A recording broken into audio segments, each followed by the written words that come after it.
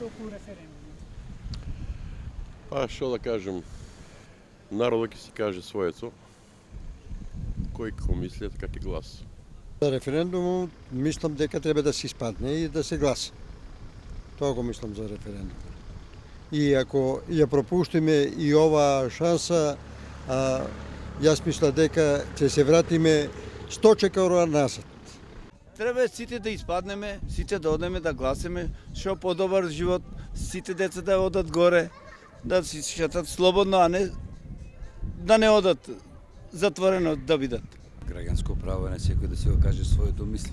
Имаме за подобра иднина, за просперитет на државата, веќе напишав, ние нашата младост изгубивме очекување на нешто подобро, па затоа треба да барем за нашите деца да гледаме да имат перспектива и добра иднина во животот понатаму. За референдумот, да ти кажам право, мислам се најубаво и камо сите така да мислат. Овие денови, што ги очекуваме уште 5-6 дена до 30, да го сите исполнат ветувањето, заев што го слушаме, сите да бидеме за. Знаеме дека толку многу години го чекаме тај ден. Толку години сме партиски, едни вака, така, не е важно више партијата.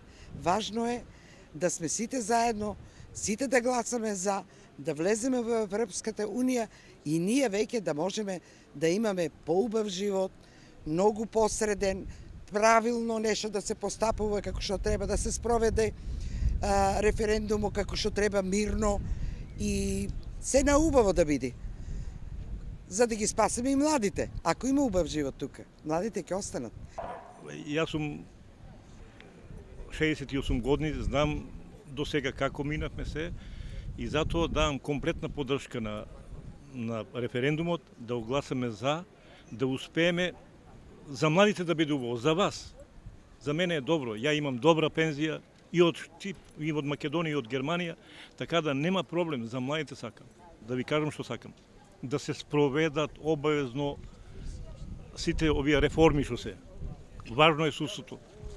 Незгодно е да кажам сега што се дешава, какви пресуди се донесуваат, как чудо. Тоа нека заврши референдумот, ќе дојдам лично кај вас да ви покажам, да докажам како работеше судството до сега.